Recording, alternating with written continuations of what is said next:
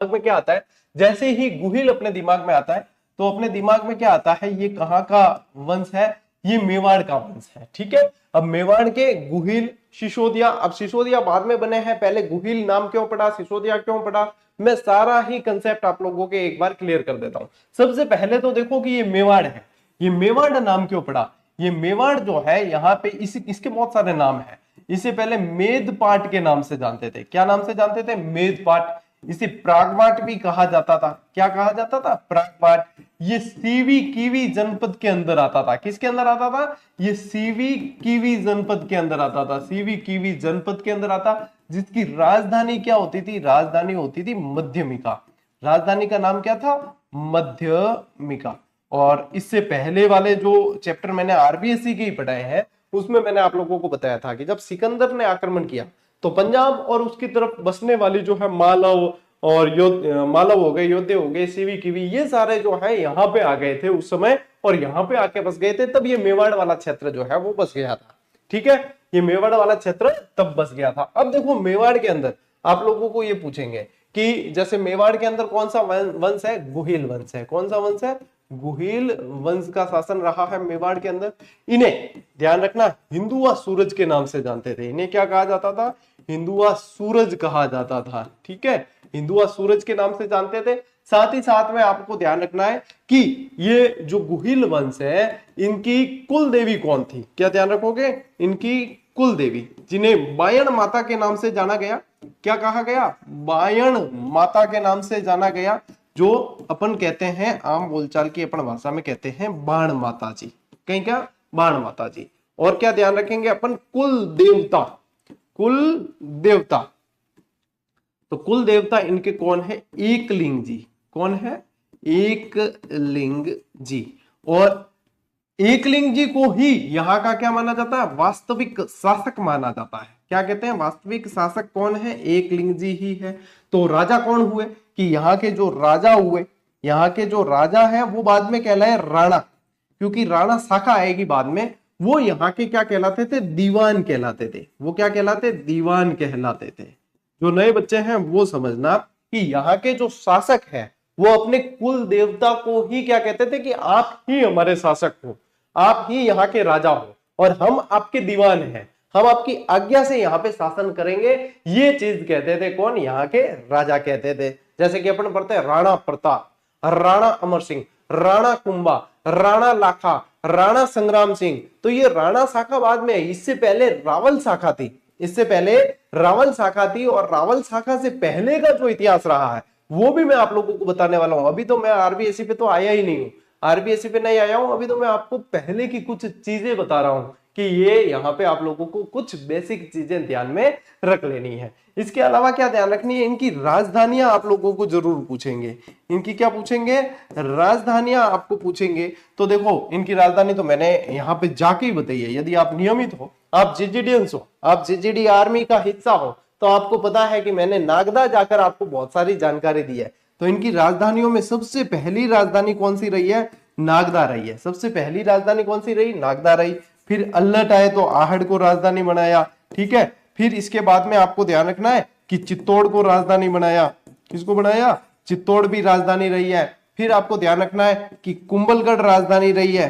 क्या रही है, कुंभलगढ़ भी राजधानी रही है। और आपको ध्यान रखना है कि चावंड राजधानी रही है। क्या राजधानी रही, चावंड। और फिर उदयपुर भी राजधानी रही है। ठीक है, इसके अलावा एक आवरगढ़ और राजधानी रही है। क्या रही है, आवरगढ़ भी राजधानी रही है, जो यहाँ की आपातकालीन, क्या राजधानी कहलाती, आपातकालीन, कुछ समय के लिए ही बनाया था, आपातकालीन राजधानी के रूप में जाने की, कुछ समय के लिए ही बनाया था। बाकी फिर इसके लिए जाना जाता था कुंभलगढ़ को। ठीक है, कुंभलगढ़ को जाना जाता था। तो यहाँ पे ये आपको ध्यान रखना है कि ये क्या है। अब इनके मूल पुरुष के अंदर अपन जानते हैं कि मेवाड़ वंश का यानी कि गुहिल वंश का मूल पुरुष कौन रहा है, तो अपन जानते हैं कि बापा रावल। क्या जानते हैं कि बापा रावल रहे हैं। लेकिन ये गुहिल नाम कहां से पड़ा, तो ये चीज अपन जानेंगे। उससे पहले आप क्या करें कि इसका स्क्रीनशॉट ले लो एक बार। ये क्या है, ये बेसिक चीज है आप लोगों के, तो इसका स्क्रीनशॉट ले लो, फिर मैं आपको बताता हूं आगे कैसे क्या हुआ। अच्छा, इसमें चित्तौड़ तो आ गया, ठीक है, मैंने चित्तौड़, हाँ चलो ठीक है।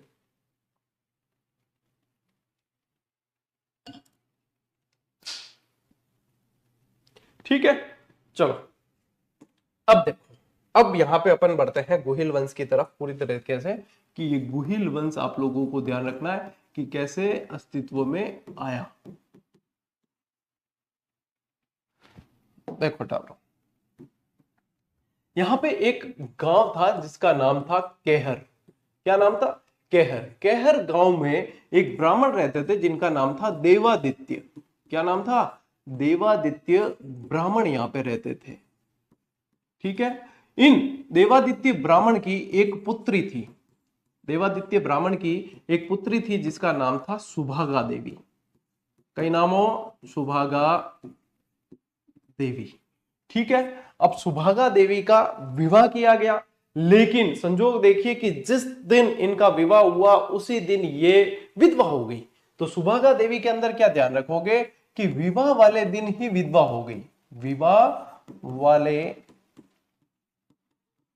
दिन, मैं शॉर्ट में यहां पे लिख रहा हूं आपको समझाने के हिसाब से, आप इसको डिटेल में लिख सकते हो यदि आप चाहो। बाकी ये किंवदंतियां हैं, कहानियां हैं, इससे पहले के बिल्कुल पुख्ता साक्ष्य नहीं मिले कि ये चीजें, लेकिन इतिहास में यही चीजें पढ़ते आ रहे हैं अपन। ठीक है, तो इनको ध्यान रखना है अपने को। अब विवाह वाले दिन क्या हो गई? ये विधवा हो गई, लेकिन ये सुभागा देवी के जो गुरु थे उन्होंने इनको एक बीज मंत्र दिया। गुरु ने क्या किया? बीज मंत्र दिया। अब बीज मंत्र क्या होता है कि बीज मंत्र का उच्चारण जिसको ध्यान में रखते हुए किया जाता है वे प्रकट होते हैं और उनसे ये गर्भ धारण जो है कर लेती है। तो यहां पे क्या हुआ कि इनने एक बार भूलवश सूर्य देवता का स्मरण करते हुए बीज मंत्र का उच्चारण कर लिया। सूर्य देवता प्रकट हुए और गर्भवती हो गई सुभागा देवी। अब गर्भवती हुई तो लोकलाज, भाई विधवा थी ये तो, और लोग कैसे समझेंगे कि भाई ये तो बीज मंत्र के कारण हुआ है। तो लोक लाज के कारण जो है इन्होंने क्या किया कि जो ये थे ना देवादित्य ब्राह्मण, इन्होंने क्या किया कि सुभागा देवी को कहां भेज दिया? वल्लभी नगर भेज दिया। कहां पे भेज दिया? वल्लभी नगर भेज दिया। सुभागा देवी को वल्लभी नगर भेज दिया, क्योंकि ये क्या है कि भाई ये देवादित्य जो थे इनको लोक लाज का डर था कि भाई पुत्री की भी बदनामी होगी और ये चीज है, तो इन्होंने क्या किया कि इनको भेज दिया लोक लाज के कारण वल्लभी नगर भेज दिया। अब यहाँ पे ये बीज मंत्र वाला आपको स्टोरी जो है वो ध्यान में रखनी है। बीज मंत्र वाली स्टोरी यहाँ पे आपको ध्यान में रखनी है। ठीक है, अब ये वल्लभी नगर जाती है तो वल्लभी नगर में इनके एक पुत्र जन्म लेता है। पुत्र का जन्म हुआ। ठीक है, अब पुत्र धीरे धीरे बड़ा हो रहा है, तो पुत्र क्या है कि बाहर जैसे खेलने जाता है सहपाठियों के साथ वगैरह, तो मैं छोरा क्या मजाक कर देता, मजाक में पूछता कि तेरे पिताजी का नाम क्या है, आपके पापा का नाम क्या है, बताइए, यूं वो फलाना टीम का। इनके पुत्र ने एक बार घर पे आके जिद ली, अपनी माँ को कहने लगे कि भाई मेरे पापा का नाम बताओ, ये वो। तो फिर जितने में जो है सूर्य भगवान प्रकट होते हैं और सूर्य भगवान जो है इन्हें पूरी बात बताते हैं। पूरी बात बताने के बाद में इनको एक शिला भेंट की जाती है। क्या करते हैं? इनको एक शिला भेंट की। शिला भेंट की। शिला मतलब समझते हो? एक मतलब लादे टुकड़ो हम सको, यानी पत्थर का टुकड़ा। और कहा कि इस शिला को हाथ में रख के तो जिसके भी भाई हाथ देगा वो गिर जाएगा, वहीं गिर जाएगा, मतलब वो खत्म हो जाएगा, मर जाएगा। तो इस शिला के दम पर इन्होंने पूरे वल्लभी नगर के जो है राजपाट को हासिल कर लिया। वल्लभी नगर के ये बन गए राजा, और इनका नाम इसी कारण, इस शिला के भेंट के कारण इनका नाम क्या हो गया? शिलादित्य हो गया। ठीक है, देखो मैं पूरा एक तरीके से आप लोगों के लिए रूट मैप कैसे बनता है वैसे मैं बना रहा हूं, ताकि आप लोगों के लिए रिवीजन करना बहुत आसान हो जाए और बार बार आप रिवीजन कर पाओगे, तभी ये चीजें स्थायी होगी। ठीक है ना, एक तरीके से ये रोड मैप बन रहा है आप लोगों के लिए, इतिहास का रोड मैप तैयार किया जा रहा है। अब ये किस नाम से जाने गए? ये शिलादित्य के नाम से। और इन्होंने क्या किया? ये वल्लभी पर शासन किया। इन्होंने क्या किया? वल्लभी पर इन्होंने शासन किया। वल्लभी पर शासन किया। अब देखो वल्लभी पे एक समय क्या हुआ? वल्लभी पे एक समय हुआ विदेशी आक्रमण। एक समय विदेशी आक्रमण हुआ। समय कोई 524 ईस्वी के आसपास था, लेकिन समय का पुख्ता प्रमाण नहीं है, इसलिए आप समय नहीं भी लिखोगे तो चलेगा। अब वल्लभी पे जो विदेशी आक्रमण हुआ उसमें शिलादित्य मारे जाते हैं। यहाँ पे इसमें क्या होता है? शिलादित्य की मृत्यु होती है। विदेशी आक्रमण, और यहाँ पे आपको क्या ध्यान रखना है कि शिलादित्य की होती है मृत्यु। शिलादित्य की मृत्यु हो जाती है। इसी समय इनकी पत्नी, अब यहाँ पे मैं फिर देखो रूट मैप बना रहा हूं, तो यहाँ पे क्या ध्यान रखना है कि शिलादित्य की पत्नी, शिलादित्य की पत्नी जो थी उनका नाम था पुष्पावती। क्या नाम था? पुष्पावती। ये पुष्पावती जो है गर्भवती थी, ठीक है, ये गर्भवती थी। और ये पुष्पावती कहाँ गई हुई थी? अपने परमार, ये परमारों की पुत्र थी, तो परमार पिता के पास, परमार पिता के पास गई हुई थी। और परमार पिता के पास में कहा गई हुई थी? चंद्रावती गई हुई थी। परमार पिता के पास कहां पे? चंद्रावती गई हुई थी ये, ठीक है। चंद्रावती कहां पड़ता है? आबू सिरोही के अंदर। चंद्रावती कहां पड़ता है? आबू सिरोही के अंदर। अब ये परमार पिता के पास में पुष्पावती कहां है? परमार पिता के पास में गई हुई थी, चंद्रावती गई हुई थी। जब जैसे ही इन्हें पता चलता है कि विदेशी आक्रमण हुआ है और शीलादित्य जो है इनकी मृत्यु हो गई है, तब ये क्या करती है? ये सती होने का प्रयास करती है, सती होने का प्रयास करती है।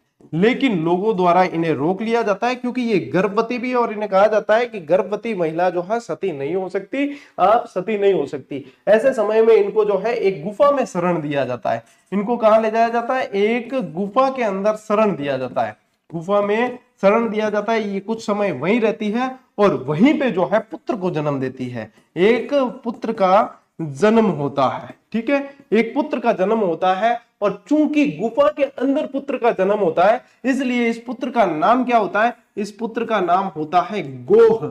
इस पुत्र का नाम गोह या फिर गुहे दत्त कहा जाता है। क्या कहते हैं? गुहे दत्त या गोह। अब ये गोह या गुहे दत्त नाम जो है वो कमलावती ने दिया था।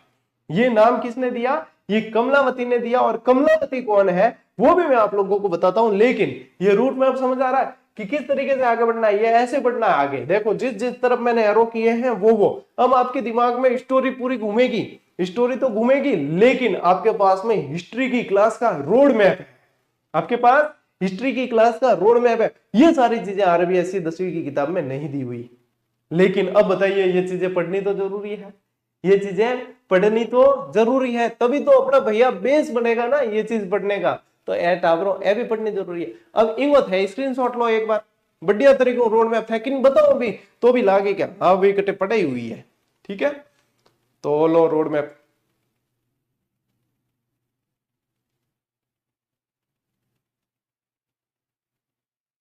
फिर बढ़ते हैं आगे,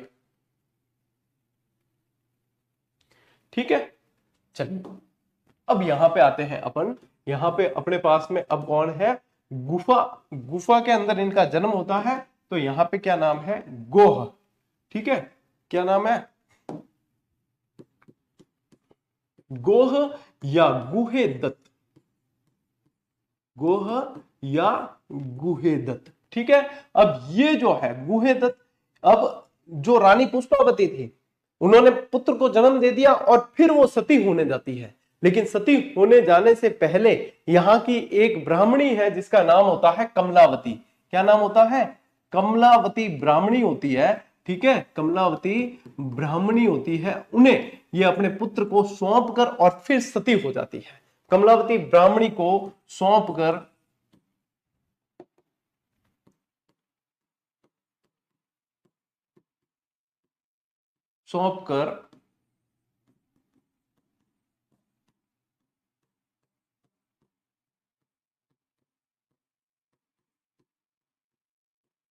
पुष्पावती सती हो जाती है। अब कमलावती के पास में ये गोह या गुहेदत्त जो नाम है वो पुत्र धीरे धीरे बड़ा होने लगता है। और ये जो क्षेत्र है, ये कमलावती जो है ना, ये कमलावती ध्यान रखना वीरनगर की रहने वाली होती है। कहां की होती है? वीरनगर की कमलावती होती है, वीरनगर की रहने वाली। और इसी वीरनगर के पास में पड़ता है ईडर। इसी के पास में क्या पड़ता है? ईडर। और ईडर के अंदर उस समय भीलों का राज था। ईडर के अंदर किसका राज था? भीलों का राज था यहां पे, ठीक है। भीलों का राज था। तो ये जो गुहादित्य है, यानी कि ये गुहादित्य बाद में जाना जाएगा इस नाम से, गुहिल के नाम से जाना जाएगा। ये जो गोह है ये भीलों के बच्चों के साथ में खेलते खेलते बड़ा होने लगा। और थे क्यों एक राज किलम खेल में जिम एक जनो लीडरशिप कर दिया करे और बाकी सारा अनुसरण करिया करे, यानी कि एक राजा की तरह कमांड देता है और बाकी सारे दरबारी और प्रजा की तरह पालन करते हैं। वही चीज यहाँ पे जो है ये गोह करने लग गया। और इन्होंने बच्चों ने जो है इस गोह को अपना राजा स्वीकार कर लिया। इन्होंने कहा कि आप हमारे राजा हो। और यही बात पहुंच जाती है किसके पास में? ईडर के उस समय भील वृद्ध जो वहां के शासक होते हैं भीलों के, मंडलिक नाम के व्यक्ति के पास में। तो भीलों का राज था यहाँ पे। फिर ये बात, ये पूरी बात ध्यान रखना, ये लिख भी सकते हो आप। तो यहाँ पे ये पहुंच जाती है मंडलिक के पास, बात पहुंच जाती है। और मंडलिक कौन होते हैं? भील, वृद्ध कह सकते हो, वृद्ध भील आप कह सकते हो, जिसके पास में भीलों के राजा होने का मतलब वो शासन वहीं पे वही चला रहे थे। ठीक है, जब ये बात उनके पास पहुंचती तो वो खुश होते हैं और वो जो है यहाँ का ईडर का राजा गोह या गुहादित्य को बना देते हैं और उनका नाम वहां पे ये कर देते हैं गुहिल। तो ये क्या करते हैं, अब यहाँ पे आप नाम लिखेंगे गुहिल, यहाँ पे क्या नाम रखेंगे? गुहिल को राजपाट सौंप देते हैं। ये गुहिल को राजपाट सौंप कर संन्यास ले लेते हैं, सौंप कर संन्यास ले लेते हैं ये। ठीक है, कौन संन्यास लेते हैं? ये मंडलिक जो भीलों के वृद्ध राजा होते हैं, ये यहाँ से जो है यहाँ पे संन्यास ले लेते हैं। यहाँ समझ में आया? गोह जो है गुहेदत्त कमलावती के पास, फिर देखो ईडर वाला संबंध है, फिर ये चले गए इनके पास में। ये इस तरीके से आपको जो है ध्यान रखना है। ठीक है, अब इनके बाद में और भी शासक हुए हैं, जैसे इनके बाद में एक शील शासक हुआ है। ठीक है, और शील और अपराजित भी शासक हुआ है। ठीक है, अपराजित भी शासक हुआ है। अपराजित का एक लेख भी मिला है, क्या ध्यान रखोगे?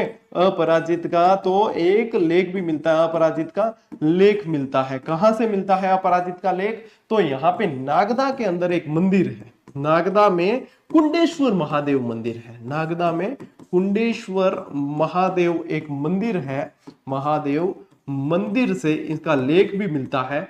ठीक है, मंदिर से प्राप्त। तो ये जो है प्रारंभिक शासक हुए हैं, ये मतलब इसके बाद में और भी शासक हुए हैं, जैसे इनके बाद में जो है 8वीं सदी के अंदर नागादित्य हो जाते हैं। 8वीं सदी में शासक बनते हैं नागादित्य। ठीक है, 8वीं सदी में नागादित्य शासक बनते हैं। मतलब देखो प्रारंभिक शासकों की बात हो रही है, अभी बापा रावल से मेन तो चीजें स्टार्ट होगी। ठीक है, लेकिन यहाँ पे आप लोगों को ये ध्यान रखना है, अब नागादित्य जो होते हैं ना, ये दुर्व्यवहार करते हैं लोगों के साथ। लोगों के साथ में दुर्व्यवहार करने के कारण जो है इनकी हत्या कर दी जाती है। इनकी क्या करते थे? नागादित्य की जो है हत्या कर दी जाती है। और हत्या कौन करते हैं? यहाँ के भील जो होते हैं वो इनकी हत्या कर देते हैं। और उसके बाद में क्या होता है कि यहाँ पे नागादित्य के पुत्र होते हैं, एक नागादित्य के 3 वर्षीय, यानी इनकी जब हत्या होती है तब इनके 3 वर्षीय पुत्र होते हैं और उन पुत्र का नाम होता है बापा रावल। बापा रावल।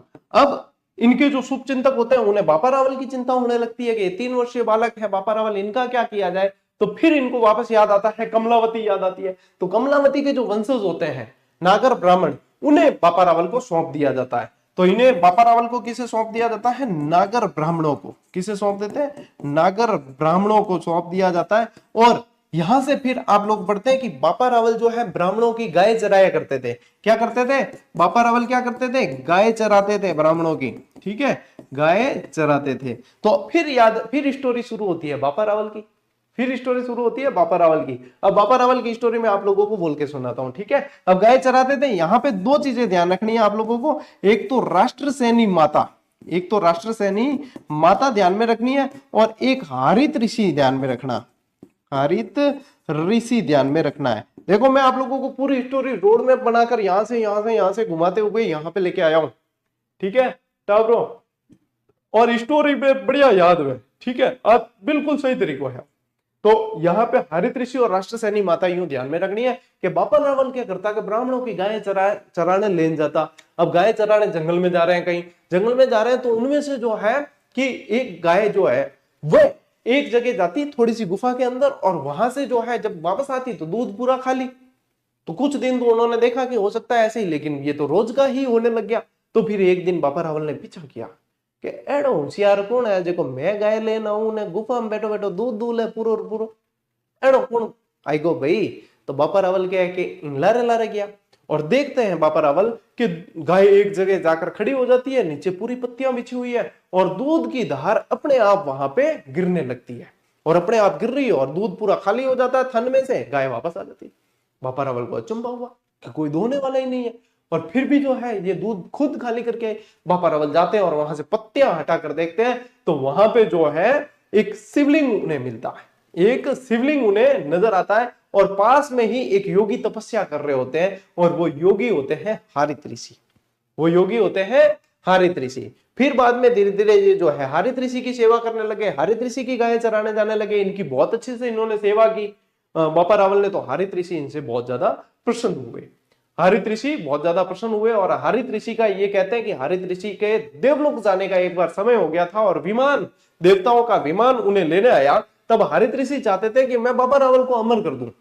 तो ऐसा बताते हैं इतिहासकार, किंवदंतियों के अंदर लिखा हुआ है और इतिहास की कई सारी पुस्तकों के अंदर किंवदंतियों का जिक्र करते हुए ये चीज लिखी गई है जो मैं बता रहा हूं ना बाबा रावल के बारे में, वह चीज। और आप लोगों ने भी पढ़ी और सुनी होगी। और इनको क्या है कि अपन किंवदंतियों के रूप में ही माने। तो फिर वो देवलोक जाने के समय जैसे विमान में बैठते हैं तो बापा रावल को बुलाते हैं और अपने मुंह के अंदर पान का पीक होता है, वो बापा रावल को कहते हैं मुंह खोलने का कहते हैं, और वो उनके अंदर मुंह में पान का पीक थूकने की कोशिश करते हैं। लेकिन थोड़ी सी अवज्ञा वहां पे बापा रावल कर लेते हैं, घृणावश वो थोड़े से पीछे हट जाते हैं और वो पान का पीक उनके पैरों पे गिरता है। तब हारित ऋषि कहते हैं कि ये यदि तुम्हारे मुंह में गिरता तो तुम अमर हो जाते, मैं तुम्हें अमर करना चाहता था, लेकिन ये तुम्हारे पैरों में गिरा है तो जहां जहां तक तुम्हारे पैर जाएंगे वहां वहां तक तुम्हारी सत्ता रहेगी, तुम्हें कोई हरा नहीं पाएगा। और वो उन्हें एक मतलब धन का भी बताते हैं, जहां पे कुछ धन था तो उस धन को इकट्ठा करके राष्ट्र सैनी माता के आशीर्वाद से एक बड़े राज्य की स्थापना बापा रावल करते हैं।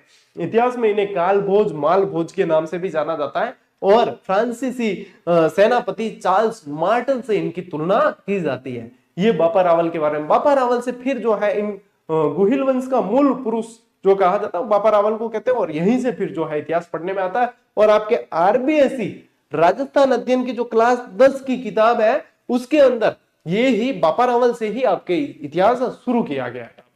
तो ले और स्क्रीनशॉट में पूरी थान रोड मैप और बेस बना दिया है। अब साला आपा आरबीएससी की किताब के अनुसार। अच्छा, इसके अलावा भी आरबीएससी की किताब के अंदर जो चीज दे रखी है उसके अलावा भी मैं साथ साथ में बताता रहूंगा। एक बार आप इसका स्क्रीनशॉट लो, फिर अपन चलते हैं आगे।